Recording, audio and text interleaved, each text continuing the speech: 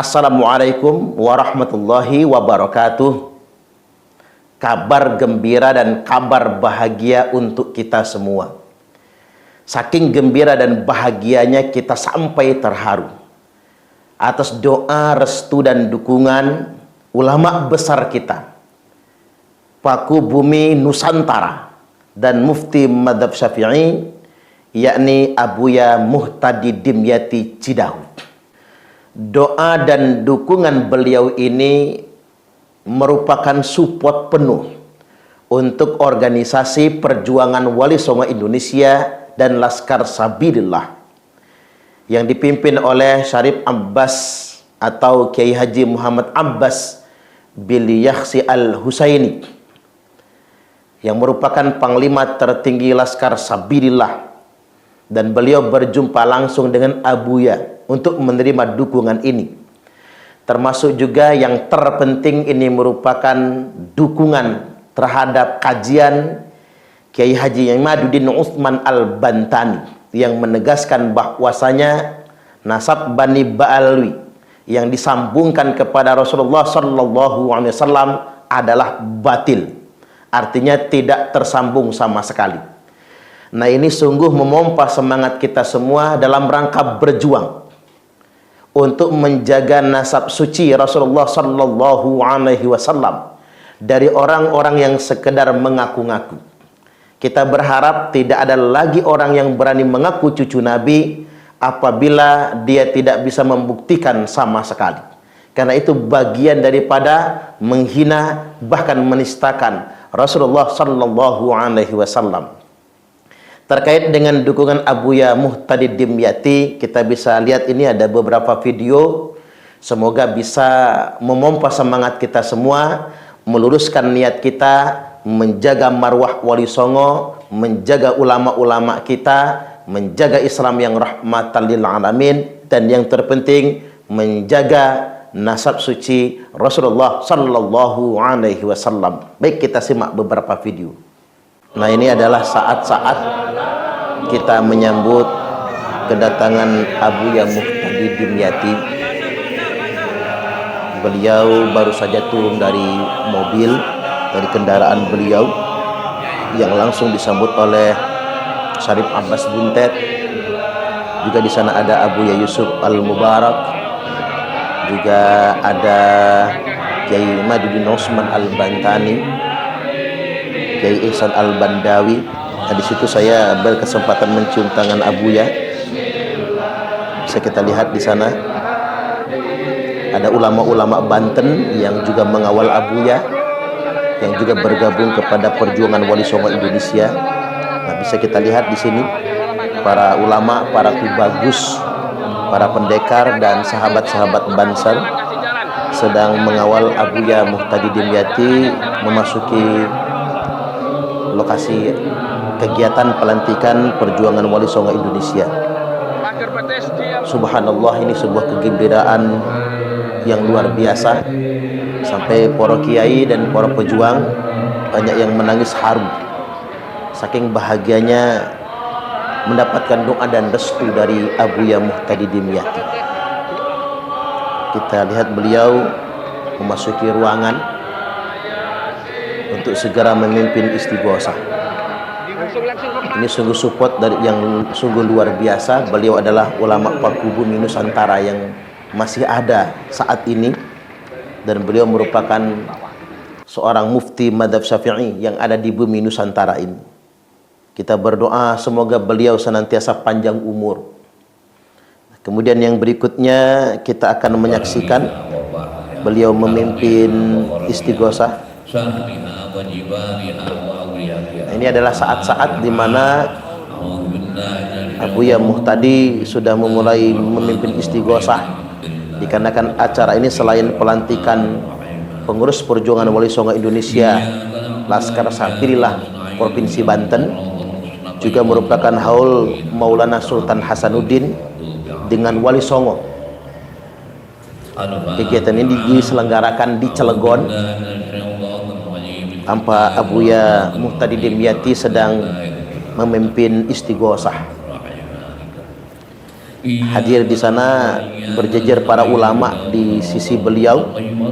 Sisi yang paling dekat itu ada Abuya Yusuf Mubarak, ada Kiai Haji Imaduddin Usman Al-Bantani, ada Kiai Haji Muhammad Abbas Bil Yakhsi, kemudian juga ada Kiai Haji Aang Zainuddin selaku Ketua Perjuangan Wali Songo Indonesia Provinsi Banten,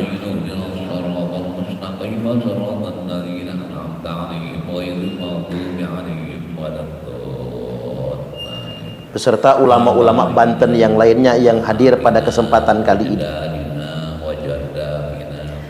Yang pada intinya ini merupakan dukungan yang sangat berpengaruh kepada semangat perjuangan.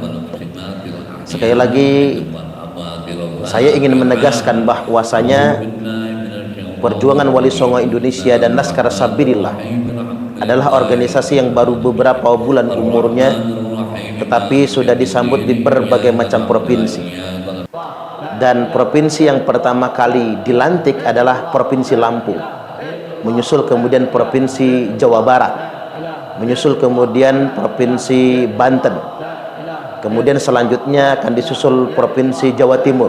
Insya Allah di Provinsi Jawa Timur akan dideklarasikan dan dilantik pada Ahad mendatang, Minggu 5 Mei 2024. Setelah Jawa Timur, kemudian nanti akan masuk dilantik Provinsi Jawa Tengah, dan insya Allah akan merambah ke seluruh Sumatera, dan mudah-mudahan merambah sampai ke Kalimantan. Ini merupakan kabar gembira bagi kita semua. Saya ingin tegaskan bahwasanya mengapa Perjuangan Wali Songo Indonesia ini didirikan. Tujuan yang pertama yakni tetap pada komitmen kita menjaga keutuhan negara kesatuan Republik Indonesia.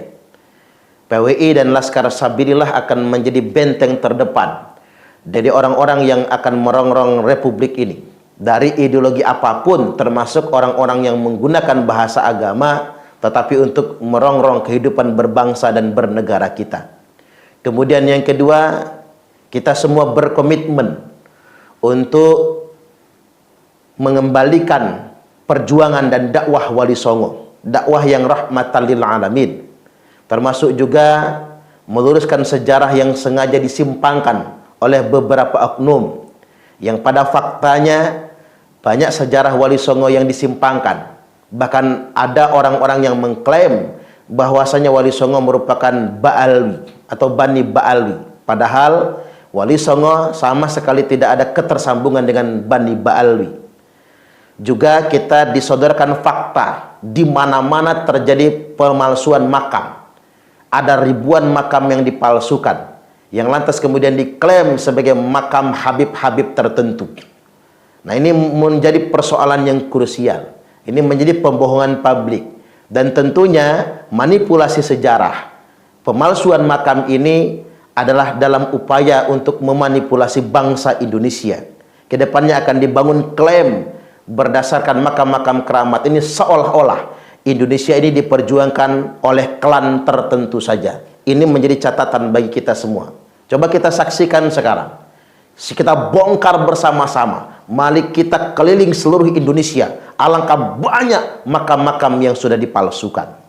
Kemudian yang berikutnya, yang ketiga, Perjuangan Wali Songo Indonesia dan Laskar Sabilillah ingin menjaga marwah pribumi, terutama kehormatan para ulama Nusantara. Kita menyaksikan beberapa waktu belakangan ini ada beberapa warga yang menyuarakan kebenaran kemudian dipersekusi oleh oknum yang mengatasnamakan Habib atau Muhibbin. Ditambah lagi misalnya ada beberapa ulama di beberapa waktu yang lalu yang digampari, yang dipersekusi. Mengapa mereka lakukan itu? Karena mereka beraninya rame-rame. Mereka datang dengan sekelompok orang yang berjubah agama, padahal mereka semua preman. Dan yang dipersekusi, dia tidak punya pengikut, dia tidak punya teman, sehingganya yang dipersekusi tidak bisa melawan sama sekali. Mulai sekarang kami tegaskan bahwasanya Perjuangan Wali Songo Indonesia dan Laskar Sabilillah siap mengawal bangsa pribumi dan mengawal siapapun ulama yang hendak dipersekusi. Kita tidak boleh diam begitu saja. Kita mesti bersikap. Ini penting untuk disampaikan. Kemudian yang berikutnya, Perjuangan Wali Songo Indonesia ini berkomitmen untuk senantiasa menjaga nasab suci Rasulullah Sallallahu Alaihi Wasallam dari orang-orang yang telah mengaku anak cucu Nabi tapi tidak bisa membuktikan.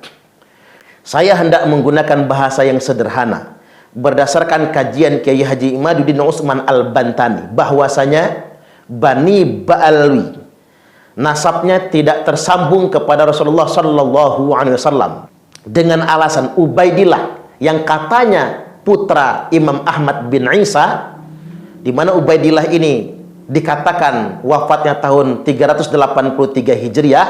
Pada kenyataannya di tahun yang tersebut, di abad setelahnya, dan setelahnya lagi, nama ini tidak pernah disebutkan. Tiba-tiba 550 tahun kemudian baru nama ini disebutkan dan diklaim sebagai dzurriyyat Rasulullah Sallallahu Alaihi Wasallam.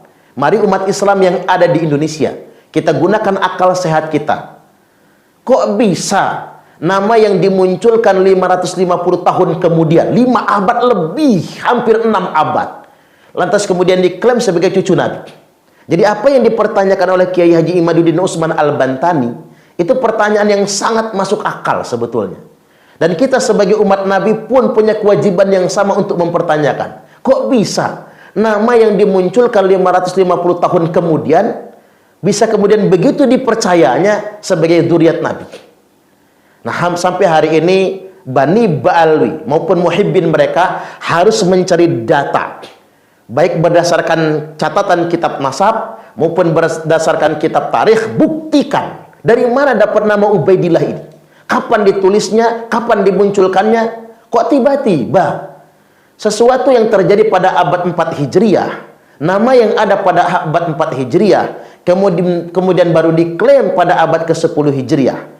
Ini menjadi persoalan tersendiri. Ini coba saya ingin sederhanakan ketika kita bangsa Indonesia menjadi bingung tentang diskusi nasab ini. Saya ingin katakan sederhana, Kiai Imad sedang mempertanyakan sosok Ubaidillah yang katanya datuknya para Bani Ba'alwi, yang ternyata Ubaidillah ini namanya baru disebutkan setelah 5 abad lebih kemudian hari. Tentunya wajar ketika kita semua mempertanyakannya. Kemudian yang berikutnya, di mana Bani Ba'alwi ini sudah melakukan tes DNA.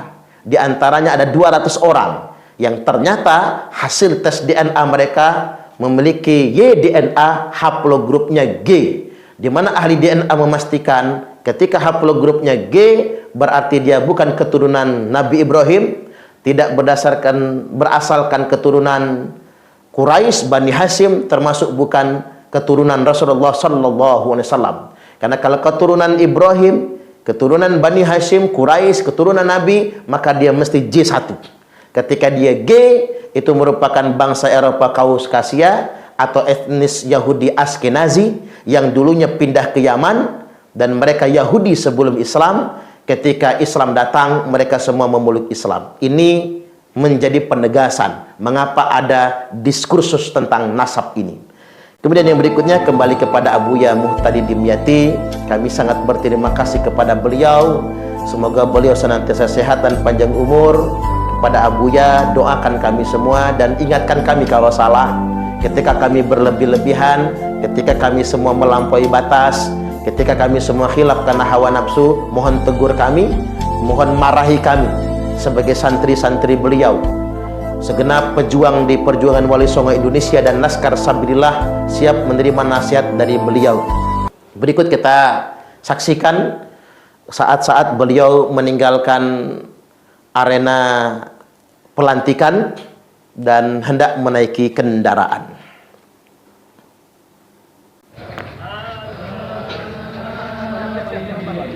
Kita bisa lihat di sana, di mana itu ada Sayyid Ali yang siap menyambut beliau keluar dari gedung, dikawal oleh sahabat Bansar, para pendekar Terumbu Banten. Ini Terumbu adalah perguruan tinggi tertua yang ada di Provinsi Banten. Para jawara, kemudian para pendekarnya Abuya Muhtadi masuk ke dalam kendaraan beliau. Sungguh bahagia bisa menatap wajah beliau, mengaminkan doa beliau. Ini sudah sebuah kegembiraan bagi kita semua. Sekali lagi ini merupakan support yang sungguh luar biasa kepada perjuangan Wali Songo Indonesia dan Laskar Sabilillah terkhusus kepada kajian Kiai Haji Imaduddin Usman Al-Bantani, kepada sedulur-sedulur Banten. Jadi kita berjuang bersama sesuai dengan pesan Gus Abbas Buntet dan Kiai Imad. Kita jangan mau diadu domba sesama pribumi. Para tu bagus, para jawara-jawara Banten, para zuriat keturunan Kesultanan Hasanuddin, Maulana Hasanuddin, Maulana Yusuf, sebagainya. Mari kita semua saling memahami satu sama lain. Ketika belum sependapat, setidak-tidaknya kita menjaga persatuan dan kesatuan dan membangun diskusi, tentunya diskusi yang berkualitas. Kiai Haji Imaduddin Usman Al-Bantani bertanggung jawab penuh atas kajian dan penelitian beliau, dan beliau siap berdebat. Ingat, siap berdebat dan berdiskusi. Tapi bukan debat kusir, tapi berdiskusi yang sesungguhnya, tapi dengan satu syarat, yakni dengan wakil resmi Rabitatul Alawiyah. Silakan Rabitatul Alawiyah mengutus utusan yang resmi sifatnya, satu lawan satu, berdiskusi dengan Kiai Haji Imaduddin Usman Al-Bantani untuk menjawab 12 pertanyaan yang telah diajukan oleh beliau. Dan kami menyarankan agar masalah ini menjadi terang, lakukan tes DNA, dan mudah-mudahan negara melalui BRIN mau membiayai proyek tes DNA ini, sehingga tidak akan membebani siapapun. Kemudian yang terakhir, kami melakukan ini semua bukan berdasarkan suatu kebencian, karena kita semua umat Nabi. Bani Ba'alwi merupakan umat Nabi, termasuk bani-bani yang lainnya, Bani Jawa, Bani Banten, Bani Lampung, Bani Ogan, Bani Sumatera, Bani Bugis misalnya, Bani Papua, semua kita adalah umat Nabi. Mari kita bersama-sama kemudian menjadi umat Nabi, saling menghargai.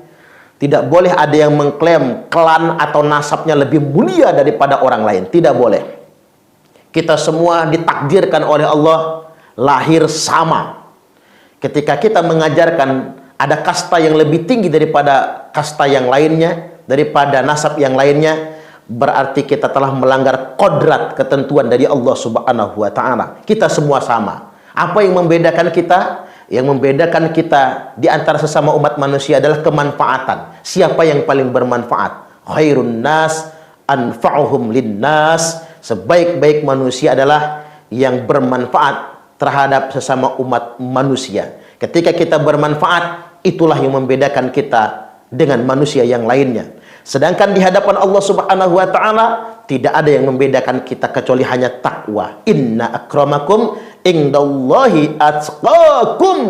Sesungguhnya yang paling mulia di sisi Allah di antara kalian semua adalah orang yang paling bertakwa. Adapun orang yang mengklaim dengan nasabnya bisa menjadi lebih mulia daripada orang lain, itu adalah sikap jahiliyah.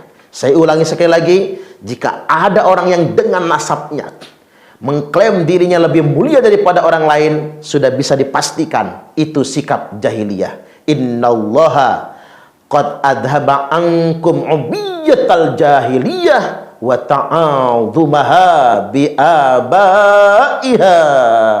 Nabi bersabda, sesungguhnya Allah telah mencabut dari kalian semua kesombongan dan kepongahan masyarakat jahiliyah, di mana mereka suka membangga-banggakan nasab, membangga-banggakan leluhur, membangga-banggakan keturunan. Wallahul muwaffiq ila aqwamit thoriq. Wassalamualaikum warahmatullahi wabarakatuh. Kami adalah Laskar Sabilillah, pecinta Wali Songo dan para anbiya, pewaris peradaban Islam di Nusantara hingga berkibar bangsa Indonesia.